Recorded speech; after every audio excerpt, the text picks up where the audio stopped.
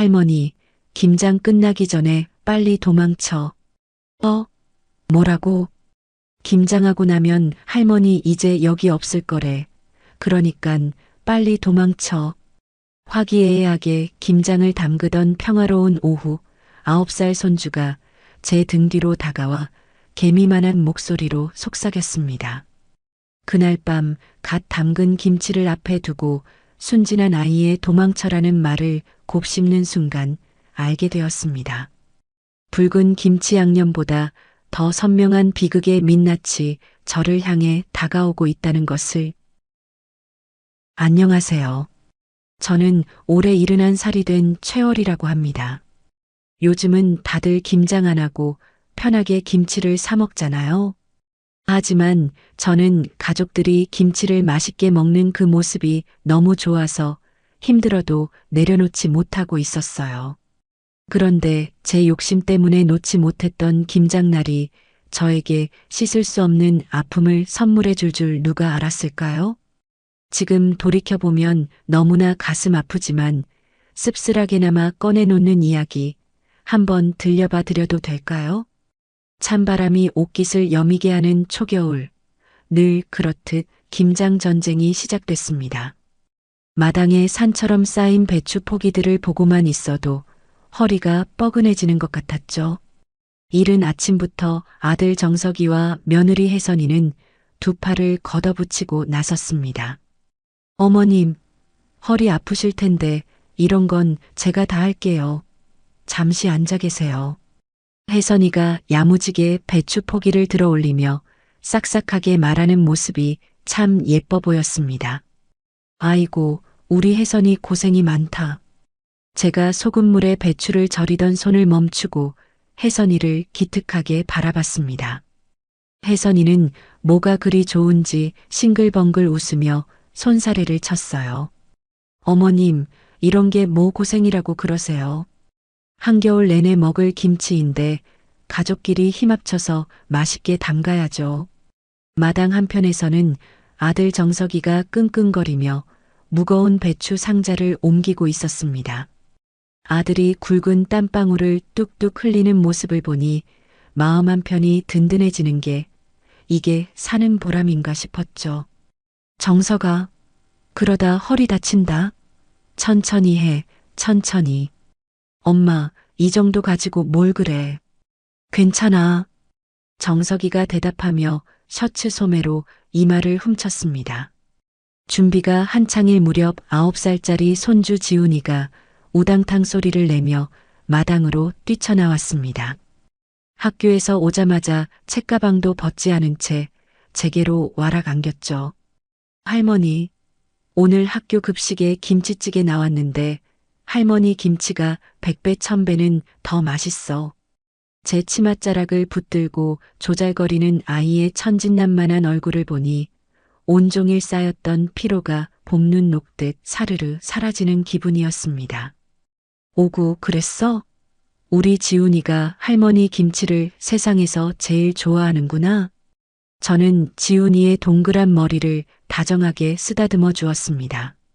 제 옆에서는 혜선이가 고춧가루에 마늘이며 생강이며 온갖 좋은 것들을 넣고 맛깔스러운 양념을 만들고 있었죠. 어머님, 고춧가루는 이 정도면 색이 괜찮을까요? 혜선이가 새빨간 양념이 가득 담긴 그릇을 제게 쓱 내밀었습니다. 딱 좋다. 역시 우리 혜선이 손맛은 알아줘야 한다니까. 제 칭찬에 혜선이가 어깨를 으쓱하며 의기양양한 표정으로 다시 양념을 버무렸습니다. 오후가 되자 김장은 막바지를 향해 달려가고 있었습니다. 절인 배추 사이사이에 빨간 양념을 꼼꼼히 채워 넣는 작업이 쉴 새 없이 이어졌죠.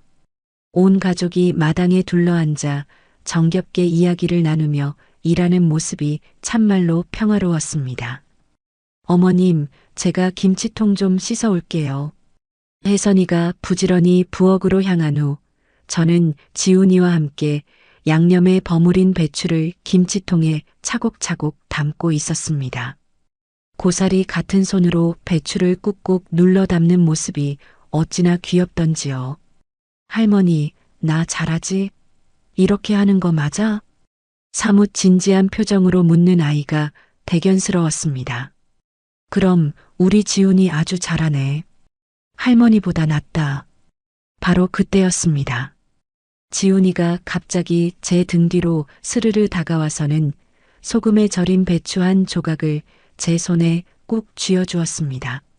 아무 말 없이 다가온 아이의 행동이 조금은 이상하게 느껴졌지만 장난을 치나 보다 했어요. 지훈아, 이게 뭐야? 할머니 먹으라고 주는 거야? 제가 웃으며 지훈이의 머리를 쓰다듬으려고 손을 뻗는 순간이었죠. 그런데 지훈이가 제 귓가에 바싹 얼굴을 대고는 개미만 한 목소리로 이렇게 속삭이는 게 아니겠어요. 할머니, 도망쳐. 지훈이의 목소리는 공포에 질린 듯 잘게 떨리고 있었습니다. 저는 너무 놀라 아이의 어깨를 붙잡고 얼굴을 다시 들여다봤어요. 엄마가 아빠한테 그랬어. 할머니, 이제 곧 편해지실 거라고. 그 말을 듣는 순간 온몸의 피가 차갑게 식는 것만 같았습니다. 아이는 그 말의 진짜 의미도 모르는 순진한 얼굴을 하고 있었지만 그 문장을 듣는 순간 서늘함이 제 몸을 감쌌습니다. 그리고 지훈이의 동그란 눈동자에 스쳐 지나가는 불안과 공포의 빛을 제가 똑똑히 봤습니다. 최지훈. 그때 혜선이의 얼음장같이 차가운 목소리가 마당을 쩌렁쩌렁하게 울렸습니다.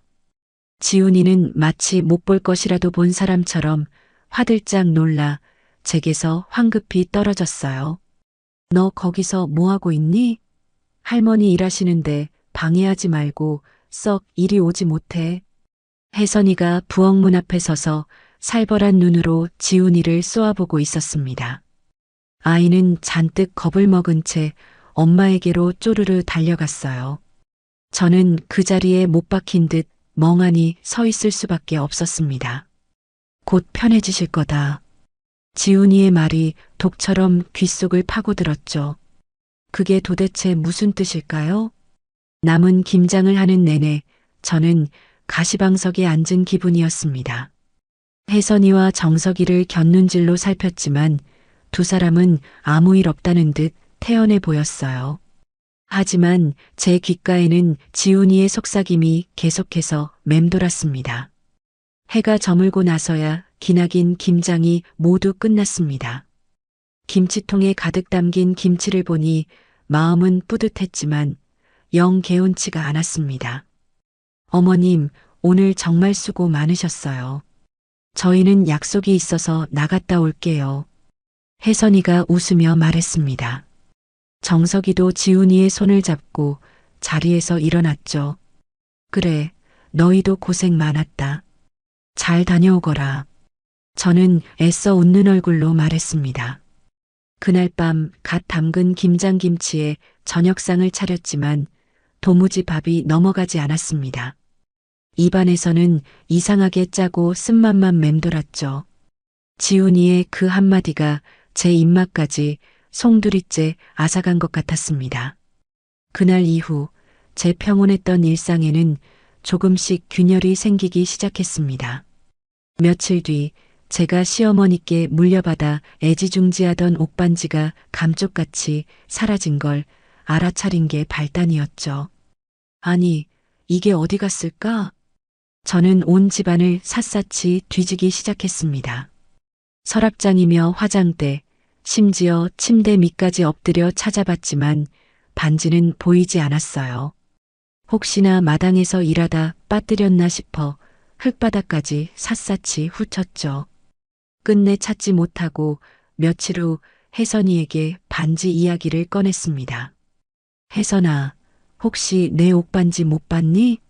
며칠 전부터 보이질 않는구나. 혜선이가 혀를 끌끌 차며 고개를 저었어요. 어머님, 요즘 부쩍 깜빡깜빡하시네요. 어디다 두셨는지 잘 좀 생각해 보세요. 아니야. 내가 분명히 화장대 첫 번째 서랍에 넣어뒀어. 제가 아무리 확신에 차서 말해도 혜선이는 제 말을 믿지 않는 눈치였습니다. 그런데 참으로 신기한 일은 바로 그 다음날 혜선이가 소파 쿠션 밑에서 반지를 찾아냈다는 겁니다. 어머님, 반지 여기 있네요. 여기. 혜선이가 반지를 흔들어 보이며 제게 가져왔어요. 저는 어안이 벙벙했습니다. 분명히 제가 소파 쿠션 밑을 수십 번도 더 들춰봤을 때는 없었거든요. 참 이상도 하지. 내가 여기를 몇 번이나 찾아봤는데. 어머님, 연세 드시면 기억이 가물가물해지는 게 당연하죠. 너무 상심 마세요. 혜선이가 의미를 알 수 없는 쓴웃음을 지으며 말했습니다. 뭔가 석연치 않은 구석이 있었지만 일단 반지를 찾았으니 안도할 수밖에 없었죠. 하지만 이상한 일은 거기서 그치지 않았습니다. 또 며칠 후 새벽녘 목이 말라 잠에서 깬 저는 물을 마시러 부엌으로 나갔습니다. 그런데 이게 웬일입니까? 아무것도 올려놓지 않은 텅 빈 가스레인지 위에서 시퍼런 불길이 낼름거리며 타오르고 있었습니다. 어머나! 저는 기겁하며 달려가 다급하게 가스밸브를 잠갔습니다. 분명히 잠자리에 들기 전 가스밸브를 확인하고 또 확인했는데 어찌된 영문인지 도무지 알 수가 없었죠. 다음 날 정석이에게 간밤에 이를 떨리는 목소리로 이야기했습니다. 정석아, 어젯밤에 정말 큰일 날 뻔했다. 정석이가 걱정스러운 얼굴로 저를 바라봤어요. 왜 그래, 엄마? 무슨 일 있었어? 가스레인지에서 저절로 불이 켜져 있지 뭐니. 내가 분명히 끄고 잤는데도 말이다. 그러자 정석이가 제 어깨에 손을 얹으며 조심스럽게 입을 열었습니다. 엄마, 요즘 들어 기억력이 많이 나빠지신 것 같아. 아니야. 나는 정신 또렷해. 내가 분명히 확인하고 잤다니까. 제가 억울한 마음에 목소리를 높였지만 정석이는 그저 고개를 저을 뿐이었어요. 엄마도 이제 연세가 있으시잖아. 사람이 살다 보면 깜빡할 수도 있는 거지. 그때 마침 부엌으로 들어오던 혜선이가 정석의 말을 거들고 나섰습니다. 맞아요, 어머님. 그러실 수도 있죠. 저희 친정엄마도 요즘 깜빡깜빡 하시더라고요. 정석이와 혜선이가 서로 의미심장한 눈빛을 주고받는 것을 제가 똑똑히 봤습니다. 그 순간 저는 섬뜩한 기분이 들었습니다. 마치 저 혼자 이 집안에서 서서히 고립되고 있는 것만 같았어요. 그날 이후 제 평온했던 일상에 희뿌연 안개가 끼기 시작했습니다. 처음에는 그저 사소하고 이상한 일들이라고 생각했죠. 그런데 어느 날 아침 잠에서 깨어나가 보니 집안 곳곳에 이상한 메모지들이 덕지덕지 붙어 있는 게 아니겠어요? 냉장고 문에는 음식 상했는지 꼭 확인하기, 현관문에는 외출할 때 문단속 절대 잊지 말기. 심지어 가스레인지 바로 위 벽에는 시뻘건 글씨로 가스밸브 잠그기 라고 쓰인 메모까지 붙어 있었습니다. 이게 다 뭐 하는 짓이야? 저는 기가 막혀서 메모지들을 하나씩 떼어냈습니다. 그때 혜선이가 부엌으로 들어오며 소리를 쳤어요. 어머님, 그것 떼시면 안 돼요. 제가 어머님 걱정돼서 일부러 붙여놓은 건데. 혜선이가 다급하게 달려와 제 손에서 구겨진 메모지를 빼앗아 갔습니다. 아니, 나는 멀쩡하다니까? 내가 어린애도 아니고 왜 이런 걸 붙여놔? 어머님이 요즘 자꾸 깜빡깜빡 하시니까 그렇죠. 집안에 무슨 큰일이라도 나면 어떡해요. 다 어머님 안전을 위해서 그런 거예요. 혜선이의 말에 피가 거꾸로 솟는 기분이었습니다. 마치 제가 아무것도 못하는 바보가 된 것 같아 모멸감이 들었죠. 나는 아직 그 정도로 정신없지 않다. 이런 거 다 필요 없어. 어머님, 왜 화를 내고 그러세요? 저희가 얼마나 걱정하는지 모르셔서 그래요. 저를 위하는 척 달래는 그 목소리가 어찌나 얄밉던지 저는 속에서 천불이 났습니다. 며칠 뒤에는 정말이지 더 기가 막힌 일이 벌어졌어요. 제가 평소에 좋아하는 고사리나물을 혜선이가 맛깔나게 무쳐 놓았더라고요. 저는 입맛이 돌아 기분 좋게 저녁을 먹었습니다. 혜선아, 오늘 고사리나물은 유난히 맛있다. 아주 맛있게 잘 무쳤네. 입에 맞으신다니 다행이에요, 어머님. 많이 드세요. 혜선이는 뭐가 그리 좋은지 방긋방긋 웃으며 대답했죠. 그런데 바로 다음 날 점심때 그 고사리나물을 찾으니 온데간데 없이 사라진 겁니다. 제가 냉장고 문을 열었다 닫았다 하며 혜선이에게 물었어요. 혜선아, 어제 먹던 고사리나물 남은 거 어디 있니? 네, 고사리나물이요? 제가 언제 그런 걸 만들었다고 그러세요? 혜선이가 동그랗게 눈을 뜨고는 고개를 갸우뚱하며 되물었습니다. 어제 네가 분명히 어머님 좋아하시는 거라 신경 좀 썼어요 하면서 내놨잖니. 어머님, 정말 왜 그러세요? 저는 어제 장조림 해드렸잖아요. 혹시 꿈꾸신 거 아니에요? 혜선이가 정말 아무것도 모른다는 얼굴로 말하는데 순간 제 머릿속이 하얘졌습니다. 분명히 제 혀끝에는 어제 먹은 고사리의 맛이 생생하게 남아있는데 말이죠. 아니야. 내가 분명히 먹었는데 왜 자꾸 딴소리야? 어머님, 자꾸 이러시면 저 정말 걱정돼요. 이러다 큰일 나실까봐 무섭다고요.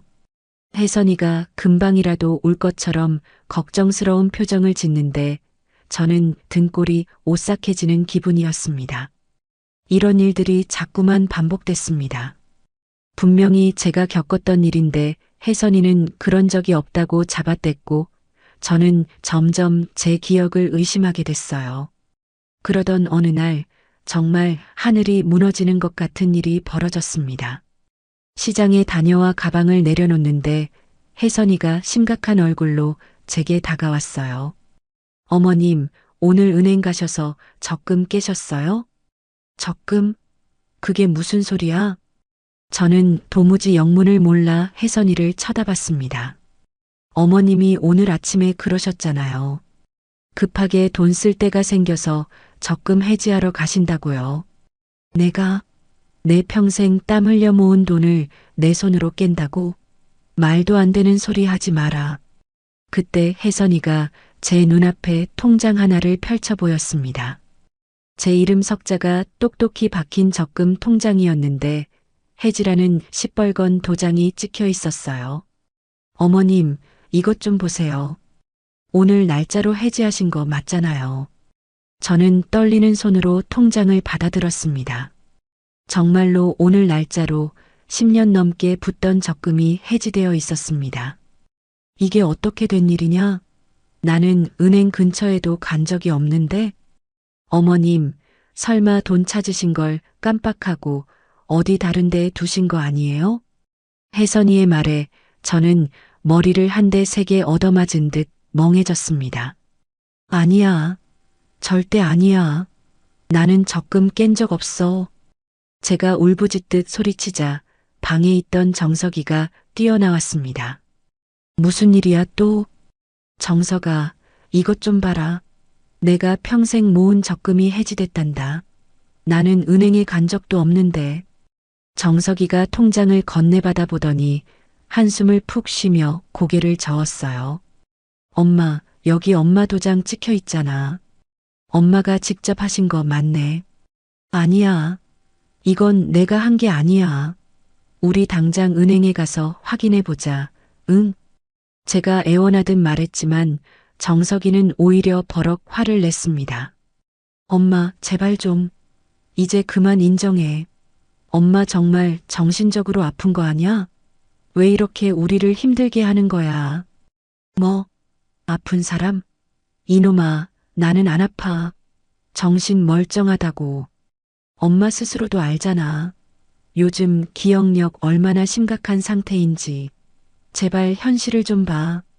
아들의 그 잔인한 말에 저는 그 자리에 얼어붙고 말았습니다. 정말로 제가 그랬던 걸까요?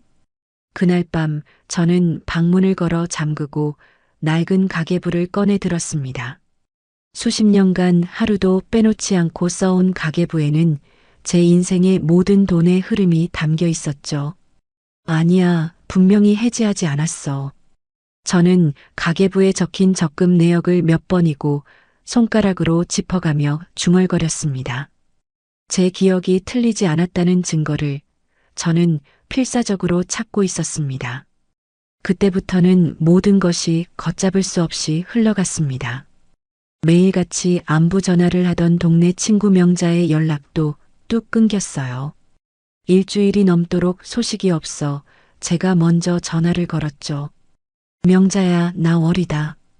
요즘 어찌 이리 통 연락이 없어? 어머, 월이야. 너 몸이 많이 안 좋다며? 며느리가 그러던데?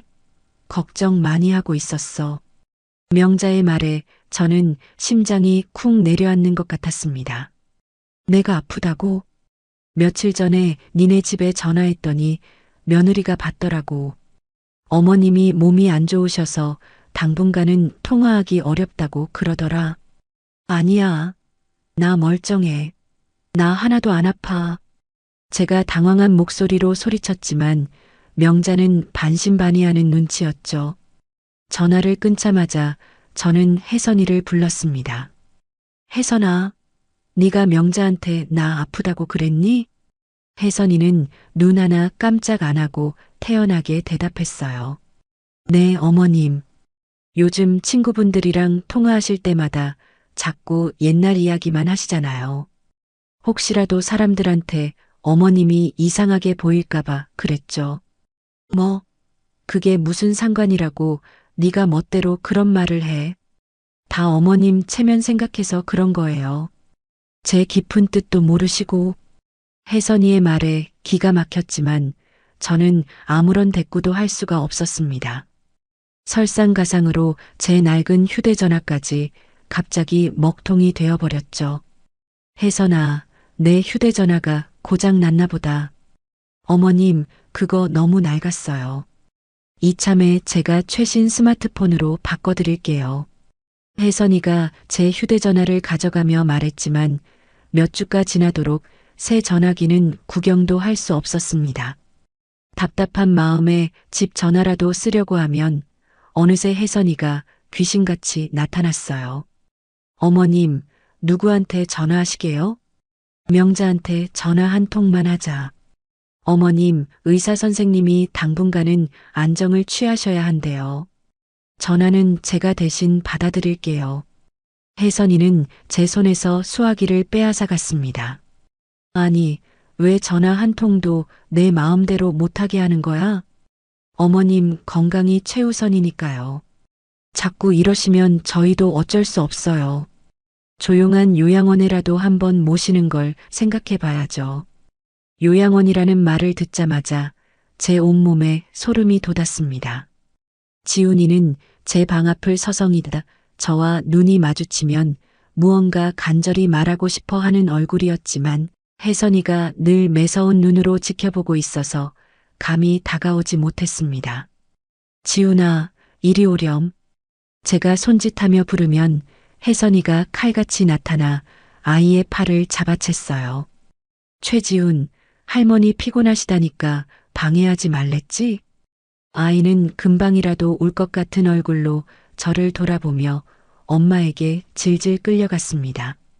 날이 갈수록 이 집에서 제가 설 자리는 사라져갔습니다. 평생을 바쳐 일군 내 집이 이제는 나를 가두는 차가운 감옥이 되어버렸습니다. 혜선이는 제 모든 것을 감시했고 정석이는 그런 혜선이의 꼭두각시가 되어 제 가슴에 못을 박았죠. 저는 서서히 그리고 철저하게 고립되어 갔습니다. 그날 밤 저는 캄캄한 방 안에 누워 천장만 바라봤습니다. 이 모든 것이 정말 우연일까? 아니면 내가 정말로 몹쓸 병에 걸린 걸까? 그때 귓가에 지훈이의 목소리가 환청처럼 맴돌았습니다. 할머니, 도망쳐.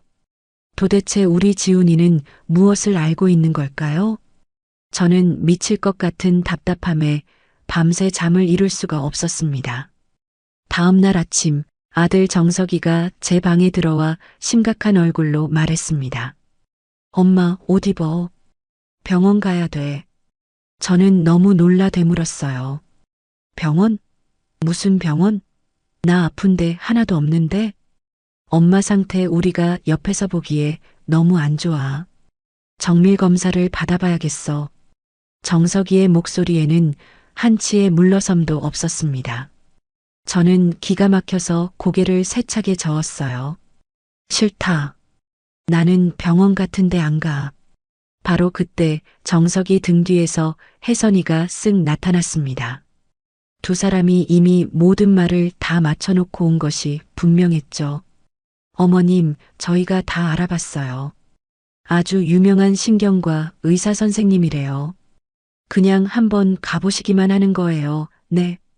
혜선이가 다가와 제 팔을 살갑게 잡으며 저를 살살 달랬습니다. 내가 신경과에 갈 이유가 뭐가 있단 말이냐? 이거나.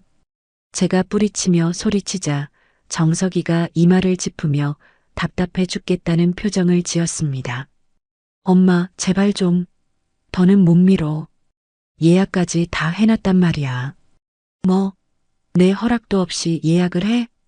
분노로 온몸이 떨렸지만 두 사람은 제 말을 들을 생각이 없어 보였습니다.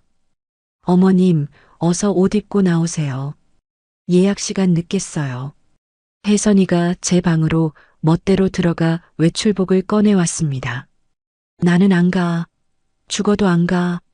저는 문지방을 붙잡고 버텼지만 소용없었습니다.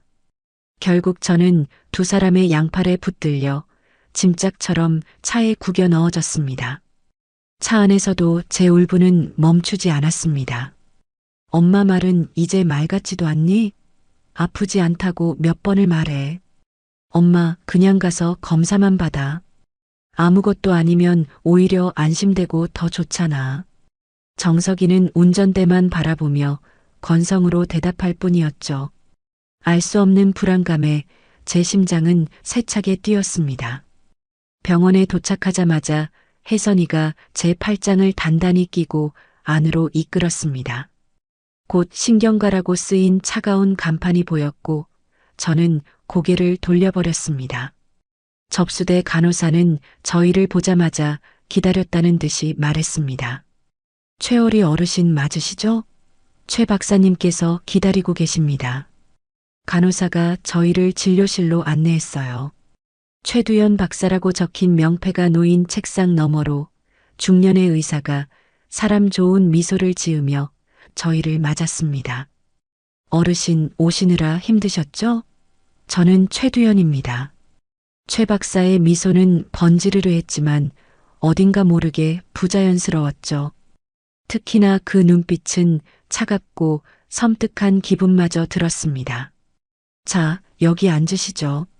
무서운 거 아니니까 걱정 마시고 간단한 검사만 좀 할게요. 저는 마지못해 최 박사가 가리키는 의자에 앉았습니다. 먼저 여기 그림들을 순서대로 기억해 보세요. 사과, 자동차, 집, 나무. 최 박사가 내민 그림 카드는 어린아이 장난감 같았습니다. 저는 어이가 없었지만 시키는 대로 그림들을 쳐다봤어요. 자, 이제 제가 하는 단어를 그대로 따라해 보세요. 하늘, 구름, 빨간 자동차. 마치 어린아이가 된 것처럼 저는 의사가 시키는 대로 앵무새처럼 단어를 따라 해야만 했습니다. 이번엔 100에서 7을 계속 빼보실까요? 93, 86, 79, 72. 저는 또박또박 정확하게 대답했습니다. 이런 걸 왜 하는지 도무지 이해할 수가 없었죠. 검사가 진행되는 동안 살짝 열린 문틈으로 아들의 모습이 보였어요. 정석이는 진료실 밖 복도에서 안절부절 못하며 서성이고 있었습니다. 검사가 끝나고 의사가 보호자와 할 말이 있다며 밖으로 나간 그때 저는 제 눈을 의심했습니다. 정석이가 주위를 살피더니 최 박사에게 두툼한 노란색 봉투를 슬쩍 건네는 것이 아니겠어요? 최 박사는 아주 익숙하다는 듯이 그 봉투를 받아 가운 안쪽 주머니에 잽싸게 집어넣었어요. 그 순간 제 머릿속에서 모든 조각들이 딱 맞아 들어가는 것 같았습니다. 온몸에 피가 얼어붙는 기분이었죠. 저게 뭐지? 돈 봉투 아냐? 저는 가슴이 미친 듯이 쿵쾅거렸지만 애써 아무것도 못 본 척 표정을 감췄습니다. 최 박사가 다시 들어와 앉더니 인자한 미소를 지으며 말했습니다. 최어리님, 검사는 다 끝났습니다. 결과는 며칠 후에 나오니 그때 다시 오시죠. 하지만 이제 그 미소는 제게 악마의 웃음처럼 보였습니다. 며칠 후 우리는 다시 그 병원을 찾았습니다. 지옥으로 끌려가는 심정이었지만 저는 무슨 일이 벌어지는지 제 눈으로 확인해야만 했어요. 진료실에는 정석이와 혜선이까지 저와 함께 앉았습니다. 검사 결과가 나왔습니다. 최 박사가 서류 몇 장과 시커먼 뇌 사진을 책상 위에 펼쳐놓았습니다. 어르신, 참으로 안타깝지만 초기 알츠하이머로 진단됩니다. 그 말을 듣는 순간 제 머릿속이 새하얗게 비는 것 같았습니다. 뭐라고요? 알츠하이머라니요? 말도 안 됩니다. 여기 뇌 사진을 보시면 기억을 담당하는 해마 부분이 위축된 것이 보입니다. 인지기능 검사 결과도 좋지 않고요. 저는 알아들을 수도 없는 의학 용어를 써가며 설명하는 최 박사를 믿을 수가 없었습니다. 아닙니다. 저는 멀쩡해요. 이건 뭔가 잘못된 거예요. 어르신, 부정하고 싶으신 마음은 이해하지만 현실을 받아들이셔야 합니다. 곧 증상은 더 심해질 겁니다. 최 박사가 제 말을 단칼에 잘랐습니다. 기억력이 빠르게 나빠지고 판단력도 흐려지고 나중에는 혼자서는 아무것도 못하게 되실 겁니다. 그때 혜선이가 갑자기 손수건을 꺼내 눈가를 찍어내는 신용을 했습니다. 어머님, 어떡해요. 세상에. 정석이는 아예 고개를 푹 숙인 채 제 얼굴을 쳐다보지도 못했죠. 그 모습이 마치 죄를 지은 사람 같아 보였습니다. 선생님, 그럼 저희가 이제 어떻게 해야 할까요? 혜선이가 기다렸다는 듯이 최 박사에게 물었습니다. 약물 치료도 중요하지만 무엇보다 환자가 안전한 환경에서 지내시는 게 가장 중요합니다. 그 말이 끝나기가 무섭게 혜선이가 가방에서 서류 뭉치를 꺼내 제 앞에 탁 내려놓았습니다. 마치 모든 것을 미리 준비해 온 사람처럼 말이죠. 어머님, 이제 아주 중요한 결정을 하셔야 해요. 혜선아, 이게 뭐냐? 재산관리 위임 각서예요. 이제 어머님 혼자서는 올바른 판단을 하시기 어려우니 저희가 어머님 재산을 안전하게 관리해 드리겠다는 뜻이죠. 혜선이의 말에 서류를 자세히 들여다보니 제 이름으로 된 모든 땅과 집, 예금을 아들 내외에게 넘긴다는 끔찍한 내용이었습니다. 내가 이걸 왜 써야 해? 어머님, 치매 환자는 법적으로 재산권을 행사할 수가 없어요. 다른 사람이 와서 어머님 재산을 노리면 어떡해요. 가족인 저희가 지켜드려야죠. 혜선이가 그럴듯한 말로 저를 회유했지만 제 머릿속은 차갑게 식어갔습니다. 나는 아직 멀쩡하다. 이런 서류에 도장 찍을 필요 없어. 어머님, 의사 선생님 말씀 못 들으셨어요? 곧 증상이 심해진다고 하시잖아요. 최 박사까지 나서서 혜선이의 편을 들었습니다. 맞습니다, 어르신. 자식들을 위해서라도 미리 준비하시는 게 현명한 판단입니다. 저는 떨리는 손으로 펜을 들었습니다. 아들 내외와 의사가 저를 뚫어져라 쳐다보고 있었죠. 이게 정말 나를 위한 일일까? 정석이가 의사에게 건네던 그 두툼한 봉투, 혜선이가 미리 준비해 온 이 무시무시한 서류. 이 모든 것이 하나의 거대한 덫이라는 생각이 들었습니다. 어머님, 뭘 망설이세요? 어서요. 혜선이가 제 손을 잡으며 재촉했지만 저는 조용히 펜을 내려놓았습니다. 오늘은 못하겠다. 집에 가서 차분히 생각해보마. 어머님, 혜선이가 소리를 지르려다 최 박사를 의식하고 입술을 깨물었습니다. 집으로 돌아오는 길, 저는 완전히 무너져 내렸습니다. 정말로 내가 치매에 걸린 걸까? 아니면 이 모든 게 나를 속이기 위한 거짓말일까? 집에 도착하자마자 저는 제 방으로 들어가 침대에 쓰러지듯 누웠습니다. 수십 년간 보아온 익숙한 천장 무늬가 오늘따라 낯설게 보이며 눈물이 왈칵 쏟아졌어요. 평생을 바쳐 일군 내 집에서 모든 것을 빼앗기고 쫓겨날지도 모른다는 생각에 온몸이 떨렸습니다.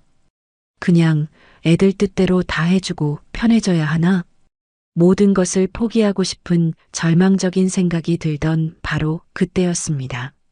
창밖에서 무언가 움직이는 것이 보여 자리에서 일어났습니다. 웬 젊은 남자가 커다란 카메라를 들고 저희 집 골목을 서성이고 있었어요.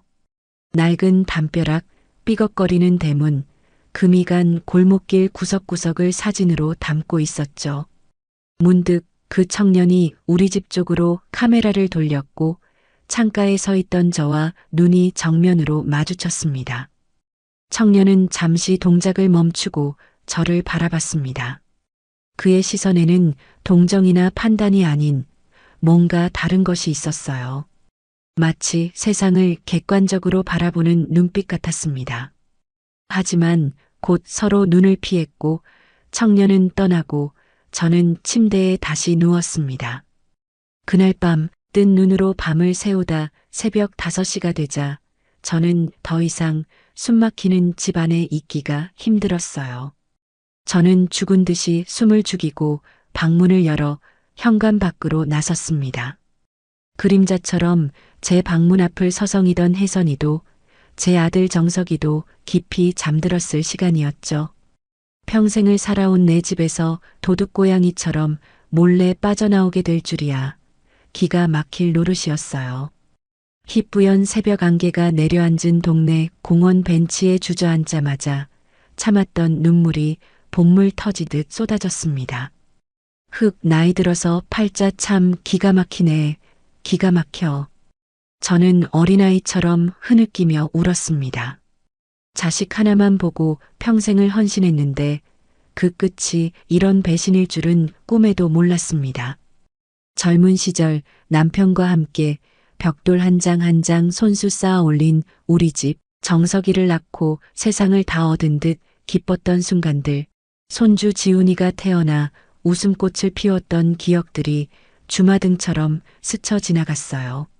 하지만 이제 그 모든 것이 재처럼 흩어지는 것 같아 가슴이 미어졌습니다. 그때 정적을 깨고 어둠 속에서 카메라 셔터 소리가 찰칵하고 울렸습니다. 화들짝 놀라 고개를 드니 자욱한 안개 사이로 한 청년이 나타났어요. 며칠 전 절망에 빠진 저를 창문 너머로 바라보던 바로 그 사진작가였습니다. 죄송합니다.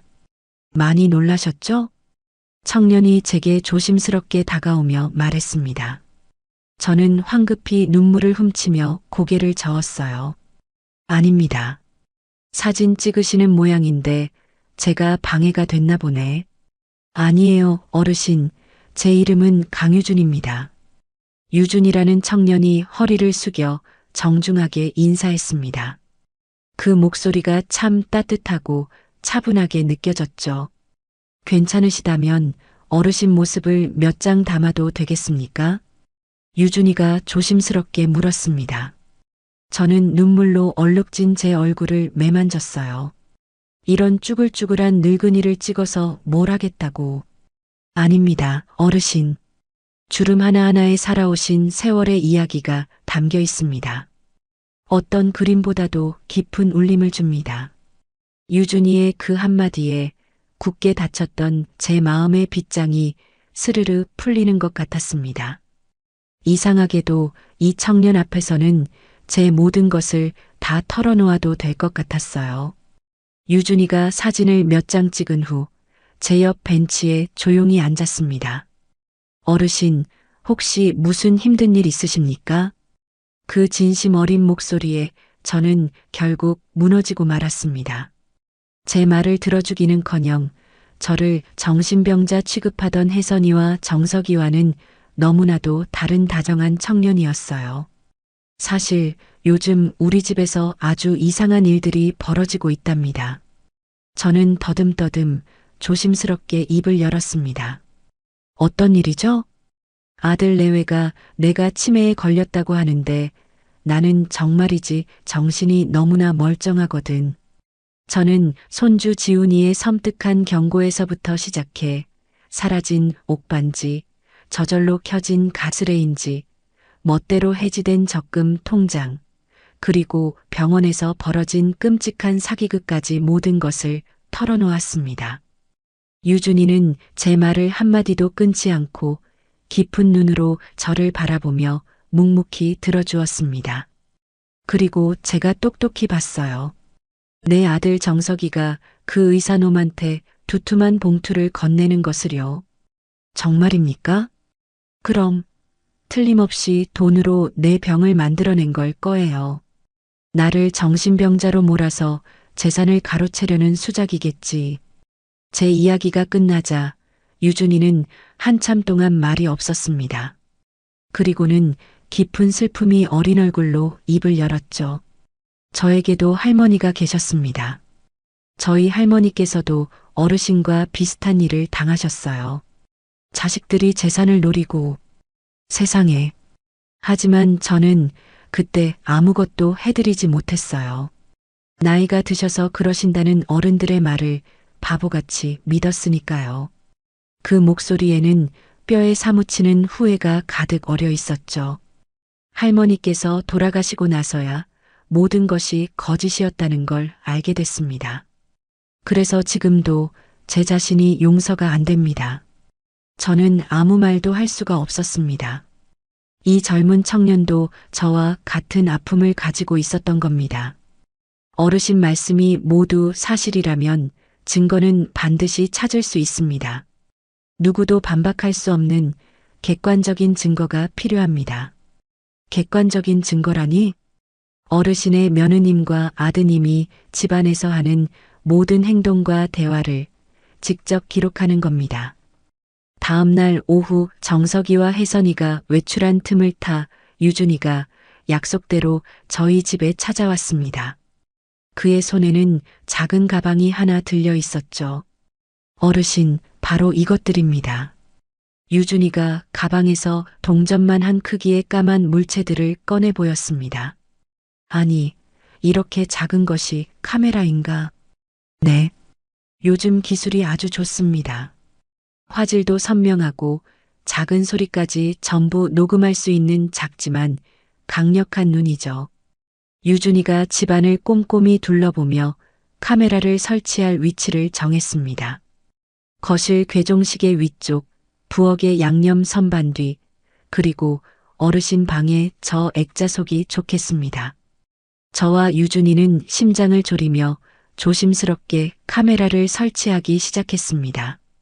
혹시라도 혜선이가 예정보다 일찍 돌아오기라도 하면 모든 것이 끝장이었기 때문이죠. 저희는 낡은 괴종시계 위 먼지 쌓인 곳에 첫 번째 눈을 숨기고 부엌에서는 혜선이가 늘 사용하는 양념통 뒤쪽에 두 번째 눈을 설치했죠. 마지막으로 제 방 침대 맞은편, 우리 가족의 행복했던 순간이 담긴 사진 액자 뒤에 세 번째 눈을 붙였습니다. 이제 저 액자 속에 저는 웃고 있는 가면을 쓴 채 제 아들 내외의 추악한 진실을 지켜보게 될 터였습니다. 어르신, 사용법은 아주 간단합니다. 유준이가 제게 작은 리모컨과 간단한 핸드폰 하나를 건넸습니다. 이 버튼을 누르면 세 개의 눈이 동시에 녹화를 시작하고 다시 누르면 멈춥니다. 그리고 이 핸드폰으로는 며느님이 모르게 저와 연락하시는 겁니다. 절대 들키시면 안 됩니다. 알겠네. 조심하고 또 조심할게.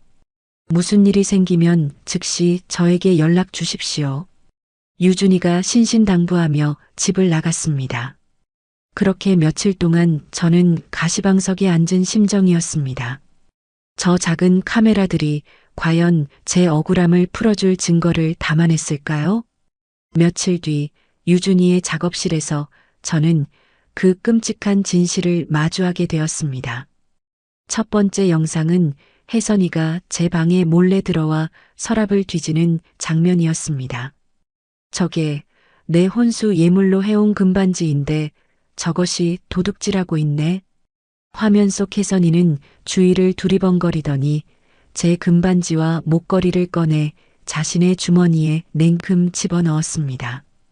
저는 부들부들 떨리는 몸을 가눌 수가 없었어요. 두 번째 영상은 더욱 충격적이었습니다. 제가 깊이 잠든 한밤중 혜선이가 살금살금 부엌으로 가더니 가스레인지 켜놓는 모습이 보였죠.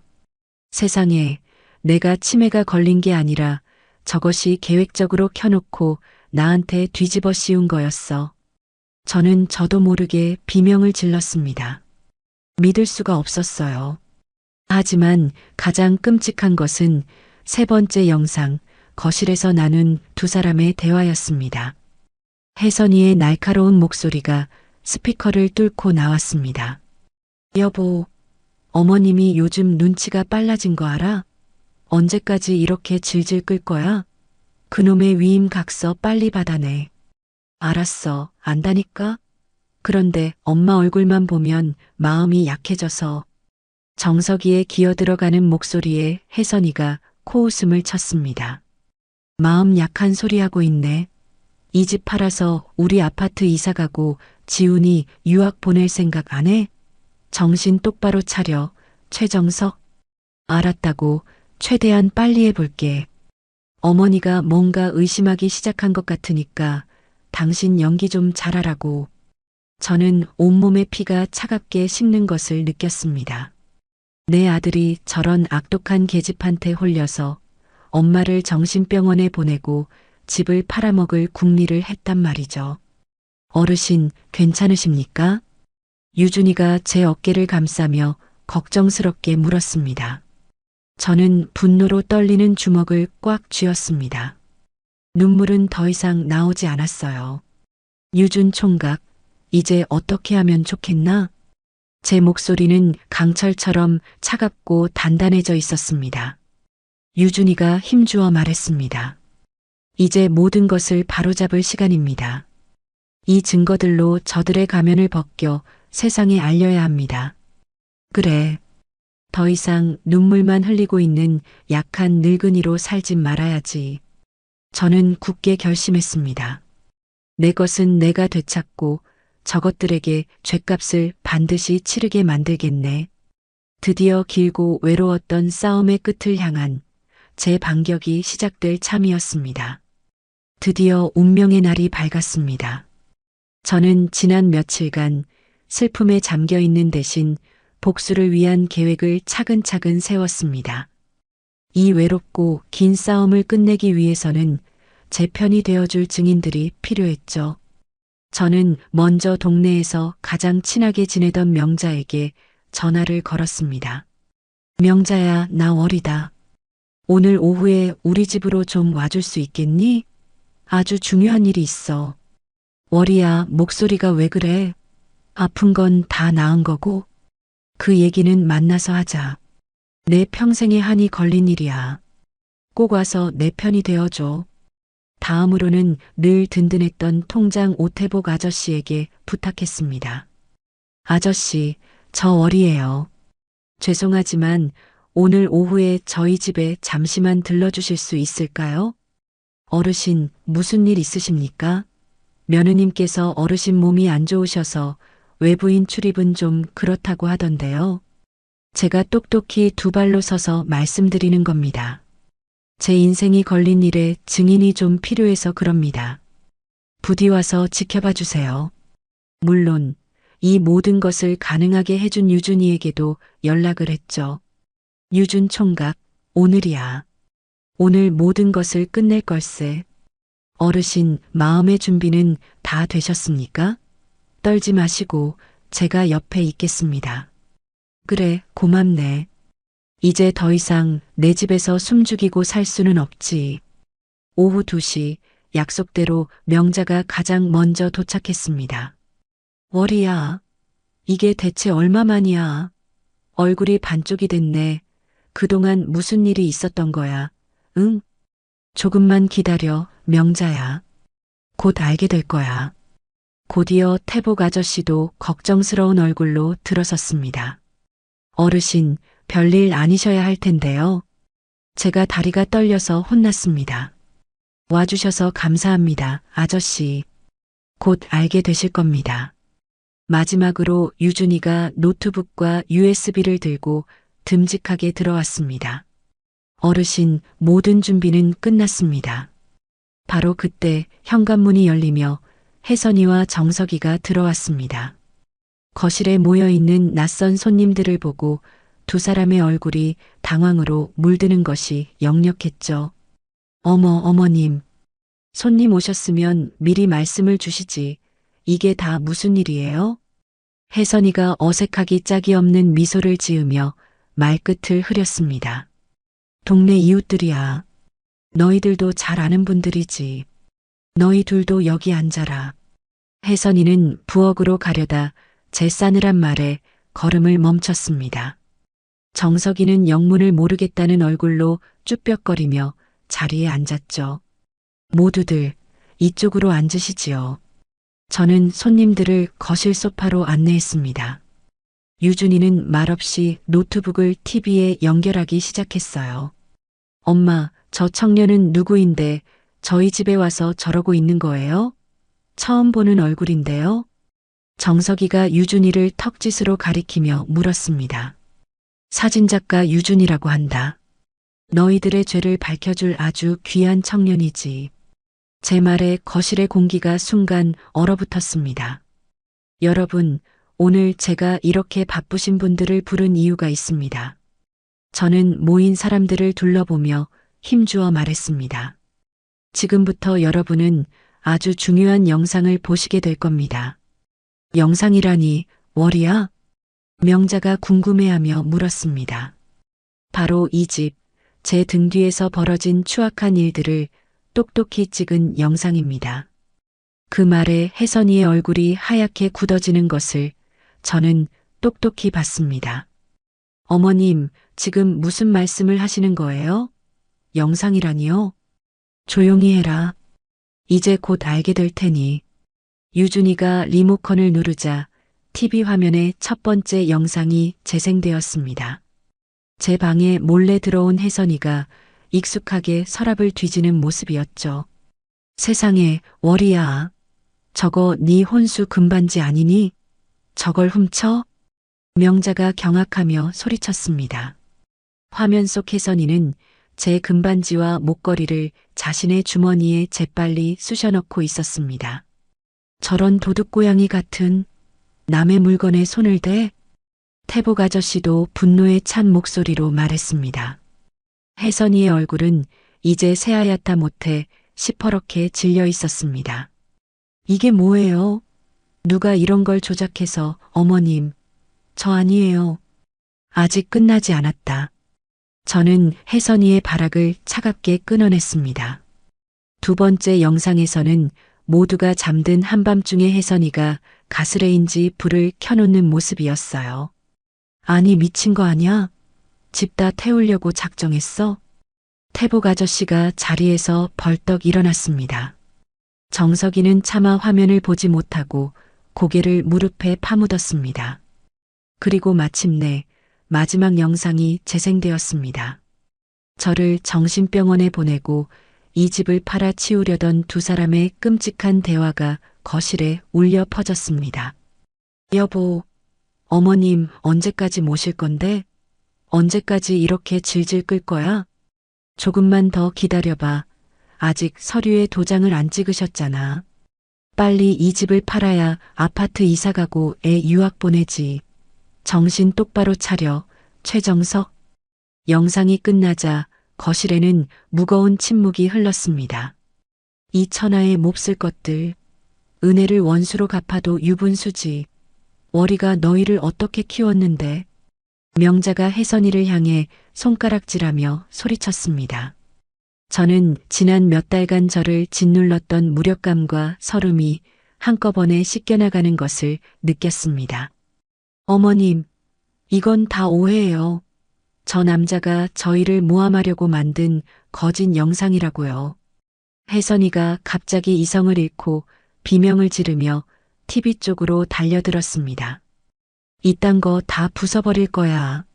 하지만 유준이가 재빨리 혜선이의 앞을 막아섰습니다. 진정하시죠. 폭력은 상황을 더 악화시킬 뿐입니다. 이 모든 건 조작이야. 우리를 음해하려는 수작이라고. 혜선이가 발악했지만 그 누구도 그녀의 말을 믿지 않았습니다. 태복 아저씨가 즉시 휴대전화를 꺼내들어 112에 신고했습니다. 그제야 정석이가 제 앞에 무릎을 꿇고 빌기 시작했습니다. 엄마, 제가 다 잘못했어요. 혜선이가 시켜서. 흑흑. 엄마, 제발 용서해 주세요. 저는 아들을 내려다보지도 않았습니다. 조용히 해. 네 엄마는 이미 죽었다. 혜선이 손에 죽었고 네 손에 또 한 번 죽었어. 이제 엄마라고 부르지도 마라. 얼마 후 경찰들이 들이닥쳤습니다. 유준이가 차분하게 영상을 보여주자 경찰들의 표정도 심각해졌죠. 사기 및 존속살해 미수 혐의로 2분을 연행하겠습니다. 경찰관이 수갑을 꺼내자 혜선이는 끝까지 발악했지만 소용없었습니다. 엄마, 한 번만 용서해줘. 엄마. 정석이는 끌려가는 마지막 순간까지 제게 애원했지만 저는 끝내 뒤돌아보지 않았습니다. 경찰차가 떠난 집에는 평화로운 정적이 찾아왔습니다. 저는 소파에 주저앉아 창밖을 바라봤습니다. 그때 학교를 마치고 돌아온 지훈이가 조용히 제 곁으로 다가왔어요. 할머니, 엄마 아빠는 어디 갔어요? 응, 아주 먼 곳에 잠시 여행 갔어. 이제 지훈이는 할머니랑 살 거야. 저는 지훈이의 작은 손을 꼭 잡았습니다. 아이의 온기가 제 마음을 녹여주었죠. 할머니, 어디 안 가고 저희랑 살 거죠? 지훈이가 제 손을 꼭 잡으며 말했어요. 그럼, 이제 우리 지훈이랑 할머니랑 세상에서 제일 행복하게 살 거야. 저는 아이를 품에 꼭 안았습니다. 아들 내외에게 받은 깊은 상처가 이 작은 아이의 온기로 조금씩 아물어가는 것 같았습니다. 명자와 태복 아저씨 그리고 유준이는 밤늦도록 저희 곁을 지켜주었습니다. 월이야, 이제 앞으로 어떻게 할 거니? 혼자 괜찮겠어? 명자가 걱정스럽게 물었습니다. 그럼 나한테는 우리 지훈이가 있잖니. 지훈이 보면서 씩씩하게 살아야지. 이제 누구한테도 속거나 당하지 않을 거야. 저는 당당하게 대답했습니다. 어르신, 무슨 일이든 필요하시면 언제든지 저를 부르십시오. 유준이가 따뜻하게 말해주었습니다. 고맙네, 유준 총각. 자네는 내 생명의 은인이야. 이 은혜를 어떻게 다 갚아야 할지 모르겠네. 그날 밤 저는 수십 년 만에 처음으로 평안한 잠을 잤습니다. 진실이 밝혀지고 나니 제 가슴을 짓누르던 돌덩이가 사라진 것처럼 한결 가벼워졌어요. 다음 날부터 저와 지훈이의 새로운 일상이 시작되었습니다. 아침에 일어나 지훈이 등교 준비를 돕고 저녁에는 머리를 맞대고 함께 숙제를 했죠. 할머니, 이 수학 문제 너무 어려워요. 어디 보자. 우리 지훈이가 이렇게 천천히 다시 생각해보면 어떨까? 할머니가 옆에서 도와줄게.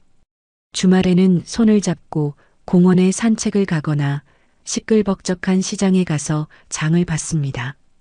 그동안 혜선이의 눈치를 보느라 제대로 해주지 못했던 할머니 노릇을 마음껏 할 수 있었어요. 지훈이는 예전보다 훨씬 더 밝고 씩씩한 아이가 되었습니다. 집안에는 아이의 웃음소리가 하루 종일 울려 퍼졌습니다. 저는 그 웃음소리를 들으며 비로소 깨달았습니다. 넓은 집이나 두둑한 통장이 아니라 사랑하는 손주의 웃음소리가 가득한 이 평범한 시간이야말로 제 인생의 가장 큰 행복이라는 것을요. 하지만 지훈이와 함께하는 평화로운 나날은 마치 한여름밤의 꿈처럼 너무나 허무하게 끝나버렸습니다. 손주의 웃음소리로 가득 찼던 저희 집에 다시 지독한 불행의 그림자가 드리워지기 시작했죠. 어느 날 오후 지훈이와 함께 갓 쪄낸 고구마를 나눠 먹으려던 참이었습니다. 구수한 고구마 냄새가 집안에 퍼지고 지훈이가 빨리 달라며 제 앞에서 재롱을 부리고 있었죠. 바로 그때 현관문을 무례하게 두드리는 소리가 들렸습니다. 문을 열자 그곳에는 낯선 제복을 입은 경찰관 2명과 딱딱한 표정의 여자가 서 있었습니다. 여자는 자신의 신분증을 보여주며 아동보호전문기관에서 나온 사회복지사라고 소개했어요. 최월의 시댁 맞으십니까? 경찰관이 제게 배지를 보여주며 물었습니다. 저는 무슨 영문인지 몰라 당황한 채 고개를 끄덕였습니다. 네, 맞는데요. 무슨 일이시죠? 저희 집에 무슨 문제라도? 신고가 접수되어 조사를 진행하러 나왔습니다. 경찰관의 그 한마디에 제 머릿속이 새하얗게 비는 것 같았습니다. 제가 저희 손주를 때렸다고요? 무슨 그런 벼락 맞을 소리를 하십니까? 우리 지훈이는 눈에 넣어도 안 아픈 내 새끼예요. 손자 김지훈 군을 때렸다는 신고가 어제 저녁에 접수되었습니다. 신고자는 아이의 어머니 배혜선 씨고요. 사회복지사가 파일을 꺼내 보이며 말했습니다. 그 이름을 듣는 순간 저는 온몸의 피가 차갑게 식는 것을 느꼈습니다. 감옥에 들어간 줄로만 알았던 그 악독한 혜선이가 또다시 제 인생을 지옥으로 끌어들이고 있었습니다. 그 아이가 하는 말은 전부 거짓말입니다. 제 재산을 노리고 저를 정신병자로 몰았던 아이예요. 제발 혜선이의 말을 믿지 마세요. 저는 억울함에 목소리를 높였습니다. 어르신, 흥분하지 마시고 우선 안으로 들어가서 이야기하시죠. 저희는 규정대로 조사를 진행해야 합니다. 경찰관들이 막무가내로 집 안으로 들어섰습니다. 지훈이는 갑작스러운 상황에 겁을 먹고 제 등 뒤로 숨었죠. 지훈이라고 했지? 이리 와볼래? 선생님은 무서운 사람 아니야. 사회복지사가 지훈이를 향해 손을 내밀었습니다. 아이는 겁에 질린 눈으로 저만 바라볼 뿐이었죠. 지훈아, 선생님한테 솔직하게 말해줄래? 혹시 할머니가 지훈이한테 소리 지르거나 밥을 안 주신 적은 없니? 사회복지사가 아이를 살살 구슬리며 물었습니다. 아니에요. 우리 할머니는 세상에서 제일 좋은 할머니예요. 매일 맛있는 밥 해주고 숙제도 도와주고 저랑 놀아준단 말이에요. 지훈이가 제 옷자락을 꼭 쥔 채 소리쳤습니다. 그때 사회복지사가 보란 듯이 사진 한 장을 꺼내 들었습니다. 며칠 전 지훈이가 자전거를 타다 넘어져 생긴 팔에 멍 자국을 찍은 사진이었어요. 그럼 이 상처는 어떻게 생긴 거니?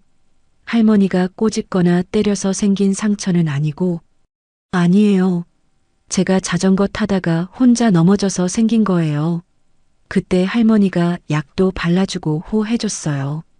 지훈이가 울먹이며 정직하게 대답했습니다. 맞습니다. 제가 다 봤어요. 아이가 넘어져서 다친 상처라고요. 그걸 가지고 지금 제가 손찌검했다고 하는 겁니까? 제가 나서서 해명했지만 사회복지사의 표정은 조금도 변하지 않았습니다. 하지만 신고자는 어르신께서 아이를 상습적으로 꼬집고 폭행했다고 아주 구체적으로 진술했습니다. 혜선이가 하는 말은 전부 거짓말이라고요. 신고자가 누군지나 알고 하는 소리입니까? 저는 분노에 몸을 떨었습니다. 할머니 말이 맞아요. 지훈이까지 나서서 저를 도왔지만 사회복지사는 차갑게 고개를 저을 뿐이었죠. 또한 어르신께서는 과거에 알츠하이머 진단을 받으신 기록이 있는 것으로 확인됩니다. 사회복지사가 또 다른 서류를 꺼내 보였습니다. 최두현 그 돌팔이 의사가 써준 거짓 진단서였습니다. 그건 가짜입니다. 그건 제 며느리가 의사랑 짜고 저를 속이려고 만든 가짜 진단서란 말입니다. 제가 필사적으로 항변했지만 사회복지사는 제 말을 망상 환자의 헛소리쯤으로 여기는 눈치였습니다. 진단 기록에 따르면 어르신은 현재 현실과 망상을 구분하는데 어려움을 겪는 상태로 보입니다. 그 차가운 목소리가 제 심장에 비수처럼 꽂혔습니다. 혜선이는 이제 저에게 남은 마지막 희망인 손주까지 빼앗아가려 하고 있었습니다. 지훈이는 제가 키웁니다. 내 눈에 흙이 들어가기 전까지는 아무도 못 데려가요. 저는 지훈이를 미친 듯이 끌어안았습니다. 할머니, 무서워요. 나 여기 있을래요. 지훈이가 제 품에서 바들바들 떨고 있었어요. 어르신, 이러시면 공무집행 방해가 됩니다. 조사가 진행되는 동안 아이는 직계존속인 부모와 함께 지내며 심리적 안정을 취하는 것이 원칙입니다. 안 돼요. 절대 보낼 수 없습니다. 차라리 나를 잡아가세요. 내 새끼는 절대 못 보냅니다. 저는 지훈이를 더욱더 꽉 안았습니다. 할머니, 할머니랑 같이 살고 싶어요. 저 사람들 따라가기 싫어요. 지훈이가 울며 제게 매달렸습니다. 하지만 법적인 절차라는 것은 피도 눈물도 없었습니다. 결국 건장한 경찰관들의 손에 의해 저와 지훈이는 강제로 떨어지게 되었어요. 할머니, 할머니. 제 이름을 부르며 울부짖는 지훈이의 목소리가 점점 멀어져 갔습니다. 경찰차 문이 쾅 닫히는 소리와 함께 제 세상도 무너져 내렸죠. 텅 빈 집, 덩그러니 남겨진 고구마 2개를 보며 저는 그 자리에 주저앉아 통곡했습니다. 다음 날 퉁퉁 부은 눈으로 절망에 빠져 있는 제게 유준이가 찾아왔습니다. 어르신, 이야기 들었습니다. 괜찮으십니까? 유준 총각, 우리 지훈이를 눈앞에서 빼앗겨 버렸네. 저는 터져나오는 눈물을 주체할 수 없었습니다. 어르신, 이건 법의 탈을 쓴 폭력입니다. 그 사람들이 또 어르신을 궁지로 몰아넣고 있는 겁니다. 하지만 이번엔 절대 당하지 않을 겁니다. 당장 변호사를 구해서 법적으로 대응해야 합니다. 변호사라니 나 같은 늙은이가 무슨 돈이 있어서. 국선 변호사 제도가 있어요. 제가 전부 알아보고 도와드리겠습니다. 절대 포기하시면 안 됩니다. 유준이의 도움으로 저는 며칠 뒤 국선 변호사를 만날 수 있었습니다. 김철수 변호사라는 젊고 의욕 넘치는 분이었죠. 할머님, 사건 기록을 전부 검토해 보았습니다. 솔직히 말씀드리면 아주 힘든 싸움이 될 겁니다. 김 변호사가 심각한 표정으로 말했습니다. 아니, 왜요? 나는 아무 잘못도 하지 않았는데. 상대방은 치매 노인의 손찌검 나는 아주 자극적인 프레임을 들고 나왔습니다. 그리고 결정적으로 할머님의 그 치매 진단서를 증거로 제출했습니다. 그건 가짜라고요. 전부 조작된 거라고요. 법정에서는 그것을 저희가 증명해야만 합니다. 그 의사, 최두현부터 무너뜨려야 합니다. 쉽지 않을 겁니다. 드디어 첫 번째 재판 날이 밝았습니다. 법정 피고인석에 앉아있는 혜선이와 정석이를 마주하자 저는 피가 거꾸로 솟는 기분이었습니다. 혜선이는 여전히 뻔뻔하고 당당한 표정이었고 정석이는 죄인처럼 고개를 푹 숙이고 있었죠. 원고 측은 피고 최월혜 씨가 손자 김지훈 군을 상습적으로 손찌검했다고 주장하시는 겁니까? 판사의 물음에 혜선이가 기다렸다는 듯이 일어서서 대답했습니다. 네, 존경하는 재판장님. 시어머님은 알츠하이머 환자로서 정상적인 판단이 불가능한 상태에서 아이를 제대로 돌볼 수 없습니다. 아이의 몸에 난 상처들이 바로 그 증거입니다. 거짓말. 저 여자가 하는 말은 전부 거짓말입니다. 제가 벌떡 일어나 소리쳤지만 판사는 제게 조용히 하라며 제지했습니다. 혜선이는 심지어 눈물까지 글썽이며 제가 아이에게 폭언을 하고 밥을 굶겼다는 새빨간 거짓말까지 늘어놓았습니다. 증인 최정석 씨, 증인은 어머니가 아들을 때렸다고 생각하십니까? 판사가 마침내 정석이에게 직접 물었습니다. 정석이는 한참을 망설이며 제 얼굴과 혜선이의 얼굴을 번갈아 쳐다봤습니다. 정석아, 정신 차려라. 네, 재판장님, 어머니께서 치매 증상이 있으셔서 감정 기복이 심하셨습니다. 정석이의 그 한마디에 제 가슴은 산산조각이 나버렸습니다. 정석아, 네 입으로 어떻게 그런 천벌받을 말을 한단 말이냐? 저는 법정이 떠나가라 울부짖었지만 정석이는 끝내 제 눈을 마주치지 못하고 고개를 돌려버렸습니다. 재판은 저에게 일방적으로 불리하게 돌아갔습니다. 거짓 치매 진단서, 순진한 상처를 할머니의 손찌검 증거로 둔갑시킨 사진, 그리고 제 아들의 거짓 증언까지 모든 것이 저를 깊고 어두운 절망의 늪으로 밀어넣고 있었죠. 밤마다 지훈이가 할머니 하고 저를 부르는 목소리가 귓가에 환청처럼 맴돌았습니다. 저는 텅 빈 지훈이의 침대를 붙잡고 베개가 흠뻑 젖도록 울었습니다. 지훈아, 우리 강아지, 조금만 기다려. 이 할미가 무슨 수를 써서라도 반드시 너를 되찾을게.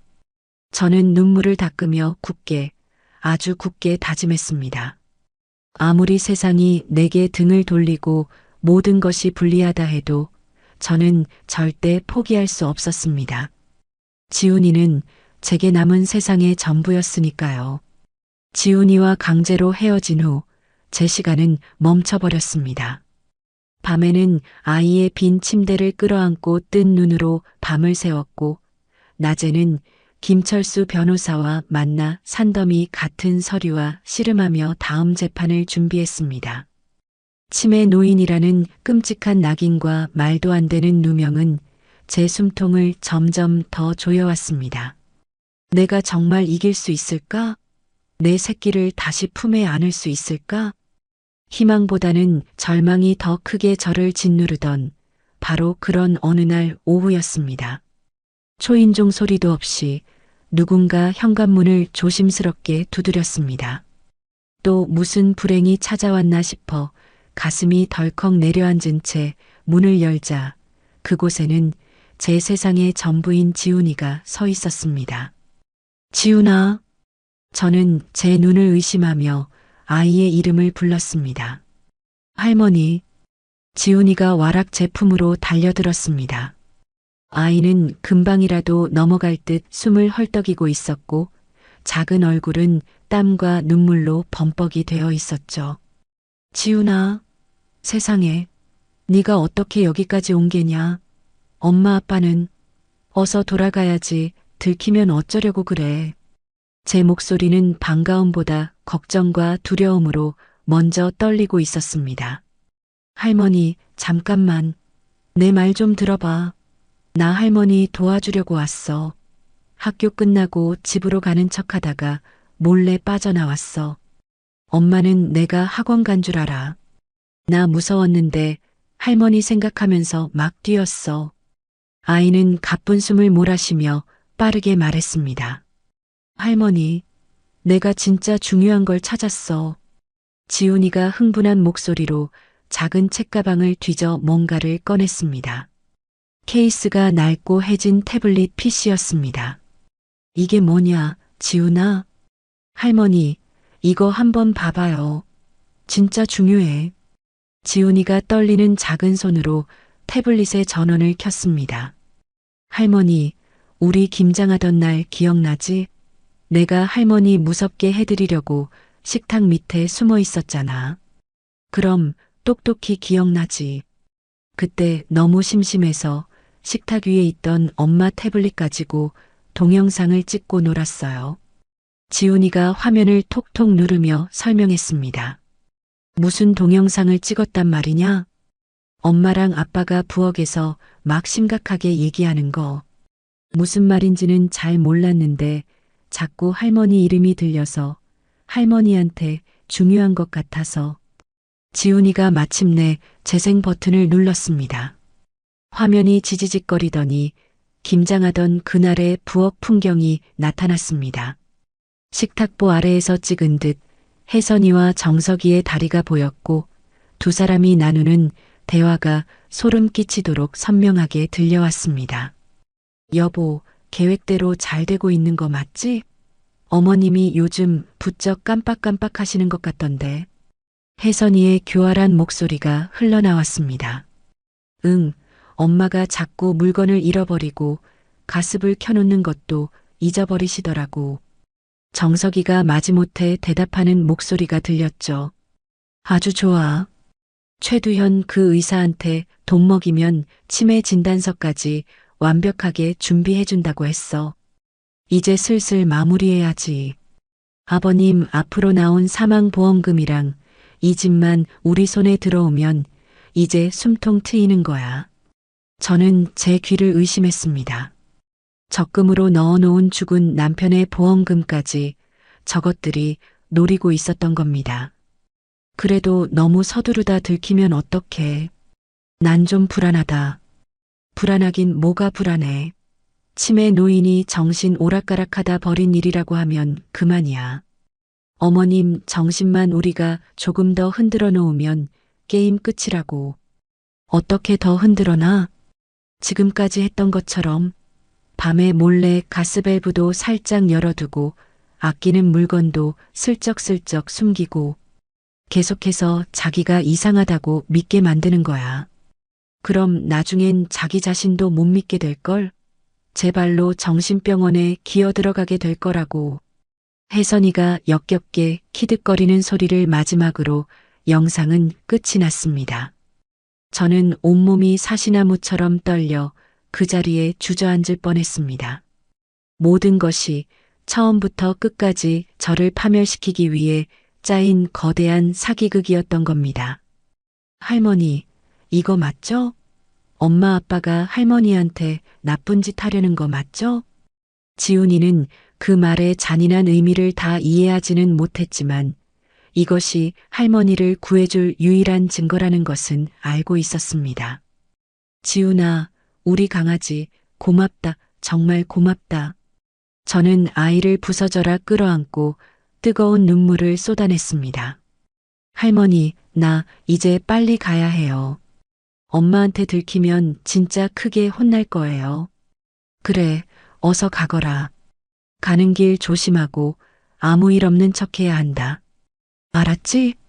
지훈이가 쏜살같이 집을 빠져나갔고 저는 곧바로 유준이에게 전화를 걸었습니다. 유준 총각, 손주 지훈이가 큰일을 해냈어. 하늘이 우리를 버리지 않았어. 드디어 마지막 재판일이 밝았습니다. 이번 재판에는 지훈이가 증인으로 출석하게 되었습니다. 증인석에 선 아이의 작은 모습은 보는 제 가슴을 갈갈이 찢어놓는 것 같았습니다. 지훈아, 괜찮아. 떨지 말고 아는 대로만 이야기하면 돼. 할머니가 여기서 지켜보고 있어. 저는 애써 미소를 지으며 아이에게 용기를 주었습니다. 증인 김지훈 군, 앞에 있는 마이크에 대고 똑똑히 대답하세요. 팔에 있는 상처는 어떻게 생긴 겁니까? 판사의 물음에 지훈이가 잠시 머뭇거렸습니다. 피고인석에 앉은 혜선이가 금방이라도 잡아먹을 듯한 눈빛으로 아이를 쏘아보고 있었기 때문이죠. 저는 지훈이가 겁을 먹고 말을 잇지 못하던 바로 그 순간 아이는 갑자기 품속에서 낡은 태블릿 PC를 꺼내 들었습니다. 이것 좀 봐주세요. 지훈이가 떨리는 손으로 태블릿을 번쩍 들어 올렸습니다. 그게 뭐죠? 엄마랑 아빠가 할머니한테 나쁜 일을 하려고 계획하는 걸 제가 찍었어요. 지훈이가 온 힘을 다해 용기를 내어 외쳤습니다. 법정 안이 순간 술렁였습니다. 법정 서기가 태블릿을 받아들고 그 안에 담긴 영상은 법정 대형 화면에 재생되었습니다. 아버님, 보험금이랑 이 집만 해결하면 숨통이 트일 거야. 어머니 정신만 좀 더 오락가락하게 만들면 완벽해. 혜선이와 정석이의 잔인한 목소리가 법정 전체에 울려 퍼졌습니다. 방청석에서는 경악의 탄식이 터져나왔고 혜선이의 얼굴은 새하얗게 변했습니다. 거짓말. 저건 조작된 영상입니다. 재판장님, 저 아이가 거짓말을 하는 겁니다. 혜선이가 미친 사람처럼 소리쳤지만 아무도 그녀의 말을 믿지 않았습니다. 지훈이가 울먹이며 말을 이었습니다. 그리고 엄마가 저한테 거짓말하라고 시켰어요. 무슨 거짓말을 시켰다는 거죠? 판사가 부드러운 목소리로 물었습니다. 자전거에서 넘어져서 다친 건데 할머니가 때려서 그런 거라고 거짓말하라고 했어요. 정말입니까? 네, 그렇게 말 안 하면 제가 제일 아끼는 로봇 장난감을 전부 부숴서 버리겠다고 했어요. 그래서 무서워서. 지훈이의 증언에 법정 안은 찬물을 끼얹은 듯 조용해졌습니다. 우리 할머니는 저를 한 번도 때린 적 없어요. 할머니는 세상에서 저를 제일 사랑해요. 아이의 용기 있는 마지막 고백이 그 어떤 증거보다도 무겁게 법정을 울렸습니다. 판사가 서류를 검토한 뒤 분노가 섞인 목소리로 혜선이와 정석이를 바라보며 말했습니다. 원고 측의 행위는 법과 인륜을 저버린 매우 악질적인 범죄 행위입니다. 학대 무고죄뿐만 아니라 위증교사, 아동복지법 위반 혐의까지 추가하여 엄중한 처벌을 내릴 것입니다. 드디어 길고 길었던 판결이 내려졌습니다. 피고 최어리에 대한 학대 혐의에 대하여 증거 불충분으로 무죄를 선고합니다. 그 말을 듣는 순간 저는 참았던 눈물을 쏟아냈습니다.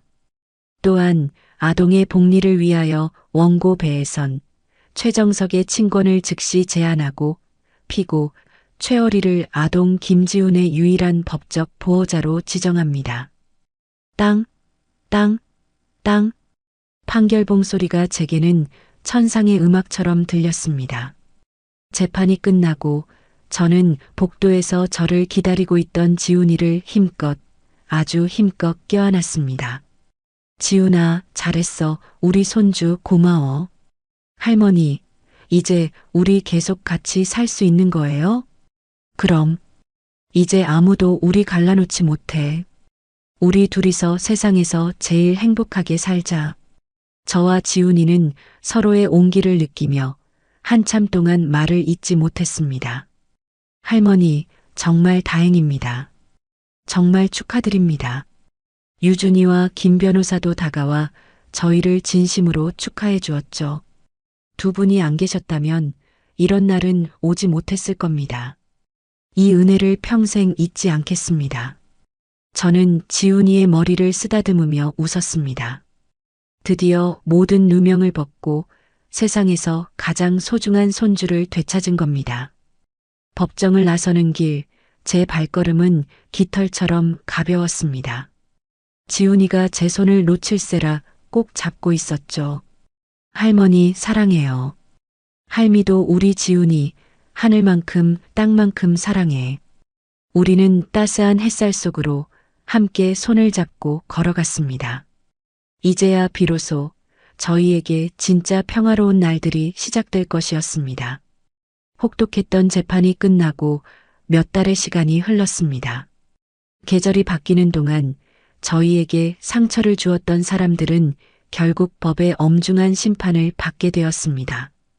혜선이와 정석이는 사기, 존속 살해 미수, 위증교사, 아동복지법 위반 등 수많은 혐의가 인정되어 나란히 실형을 선고받았다는 소식을 들었죠. 저는 더 이상 그들에 대한 미움이나 원망에 제 남은 인생을 허비하지 않기로 했습니다. 그들을 용서해서가 아니라 제 옆에서 저를 보고 웃는 지훈이와 함께할 새로운 삶에만 집중하고 싶었기 때문입니다. 어느덧 차가운 겨울이 물러가고 마당 구석구석에 따스한 봄볕이 찾아왔습니다. 어느 주말 오후 유준이가 흙냄새가 좋다며 마당에 나와 있다가 좋은 제안을 했습니다. 어르신, 이 마당 한쪽에 채소를 심어보는 건 어떨까요? 지훈이한테 흙 만지게 해주는 것도 교육에 좋다고 하더라고요. 같이 가꿔보면 재미있을 것 같은데요. 유준이의 제안에 제 마음도 움직였습니다. 묵은 상처를 파내고 그 자리에 새로운 희망을 심고 싶다는 생각이 들었죠. 아주 좋은 생각이네. 우리 지훈이한테도 물어봐야지. 와, 텃밭? 좋아요.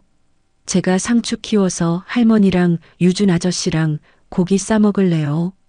지훈이가 제 다리에 매달리며 신이 나서 소리쳤습니다.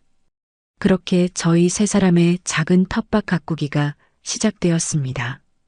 유준이가 묵묵히 땀을 흘리며 딱딱하게 굳은 땅을 부드럽게 갈아주었고 저는 시장에 가서 작은 모종들을 사왔습니다. 지훈아, 이게 바로 네가 노래를 부르던 상추 모종이야. 우와, 정말 작고 귀여워요. 이걸 심으면 정말 쌈 싸먹을 수 있는 거예요? 지훈이가 신기한 듯 작은 떡잎을 조심스럽게 만져보았습니다. 저희는 함께 상추와 방울토마토 모종을 흙 속에 정성껏 심었습니다. 오랜만에 만져보는 보드라운 흙의 감촉에 제 마음의 응어리까지 스르르 풀리는 기분이었습니다. 할머니, 얘네는 언제쯤 다 자라요? 우리 지훈이가 매일 아침 저녁으로 물도 주고 사랑한다, 예쁜 말도 해주면 금방 쑥쑥 클 거야. 그날 이후 지훈이는 학교에서 돌아오면 책가방도 내려놓기 전에 텃밭으로 달려가는 것이 일과가 되었습니다. 할머니, 어제보다 상추 잎이 조금 더 커진 것 같아요. 오구 그랬어? 우리 지훈이가 사랑으로 키워서 그런가 보다. 아주 기특하네. 아이가 작은 생명을 돌보며 그 소중함을 배워가는 모습을 보니 제 마음은 더할 나위 없이 기뻤습니다. 유준이는 이제 시간이 날 때마다 저희 집에 들러 함께 저녁을 먹는 아들이나 다름없는 식구가 되었습니다. 할머니, 준수가 지나가다가 우리 집 상추 보더니 눈이 동그래졌어요. 자기네 집 냉장고에 있는 상추보다 훨씬 맛있어 보인대요. 그랬어? 우리 지훈이가 직접 키운 거라 더 맛있어 보였나 보네. 네. 그래서 제가 잘난 척 좀 했어요. 이건 우리 할머니랑 저랑 같이 키운 유기농 상추라고요. 아이고, 이 녀석. 그럼 내일은 준수 싸다 줄 만큼 넉넉하게 따보자. 제가 아이의 이야기에 웃으며 귀를 기울이는 동안 유준이는 그런 저희의 모습을 카메라에 조용히 담고 있었습니다. 어르신, 지금 정말 행복해 보이세요. 그럼 행복하고 말고 자네랑 우리 지훈이가 내 옆에 있으니 더는 바랄 것이 없지. 두 분 보고 있으면 여기가 세상에서 제일 좋은 집 같아요. 저도 맨날 와서 저녁 얻어먹어도 될까요? 그게 무슨 소리냐? 너는 이제 그냥 우리 식구야. 당연히 와야지. 혹독했던 겨울이 지나고 따스한 봄이 찾아왔듯 제 마음의 상처도 서서히 아물어가고 있었습니다. 시간은 흘러 다시 찬 바람이 불어오고 어느덧 겨울의 초입이 되었습니다. 김장철이 돌아온 것이었죠. 작년 이맘때 바로 이 마당에서 그 끔찍한 악몽이 시작되었지만 이제는 모든 것이 달라져 있었습니다. 할머니, 올해도 김장할 거예요? 지훈이가 작년의 기억은 잊은 채 기대에 가득 찬 목소리로 물었습니다. 당연하지. 올해는 우리 셋이서 아주 신나고 맛있게 담가보자. 저는 환하게 웃으며 대답했습니다. 유준이도 제 일처럼 두 팔을 걷어붙이고 나섰습니다. 어르신, 근데 저는 김장이라고는 해본 적이 없는 초보인데 괜찮을까요? 괜찮아. 내가 하나부터 열까지 차근차근 다 가르쳐 줄게. 마당에는 다시 소금에 절인 배추 포기들이 쌓였습니다. 하지만 작년과 달리 그 풍경은 두려움이 아닌 풍요로움과 기대감으로 가득했죠. 유준 아저씨, 배추가 생각보다 엄청 무겁네요. 지훈이가 끙끙거리면서도 뭐가 그리 좋은지 깔깔거렸습니다. 어이쿠, 지훈아, 정말 무겁다. 나 허리 나갈 것 같아. 유준이가 서툰 솜씨로 배추를 나르다 말고 허리를 부여잡는 신용을 하자 저희 모두는 웃음을 터뜨렸습니다. 할머니, 저도 양념 만들어 볼래요. 지훈이가 고사리 같은 손으로 제법 야무지게 양념을 버무리기 시작했습니다. 어느새 아이의 얼굴은 고춧가루가 묻어 빨간 고양이처럼 변해 있었죠. 아이고, 우리 강아지. 얼굴에 다 묻었네. 제가 웃으며 아이의 얼굴을 닦아주는 순간 작년 김장날의 기억이 떠올랐습니다. 나에게 도망치라며 공포에 질려 속삭이던 내 어린 손주. 하지만 이제 아이의 얼굴에는 천진난만한 웃음만이 가득했습니다. 저희 셋은 정겹게 이야기를 나누며 양념을 버무리고 배추 속을 채워나갔습니다. 작업이 끝나자마자 갓 담근 김치로 조촐한 잔치를 벌였습니다. 와, 진짜 맛있어요. 내가 만들어서 그런가? 지훈이가 김치를 한 입 크게 베어 물고는 엄지를 척 세웠습니다. 자, 삶아둔 수육도 있으니 같이 싸서 먹어보자. 저는 따끈한 수육에 김치를 싸서 지훈이와 유준이의 입에 넣어주었습니다. 할머니, 진짜 최고예요. 세상에서 제일 맛있어요. 저도 이렇게 맛있는 김치는 정말 평생 처음 먹어봅니다. 어르신. 유준이도 감탄하며 엄지를 들어 보였습니다.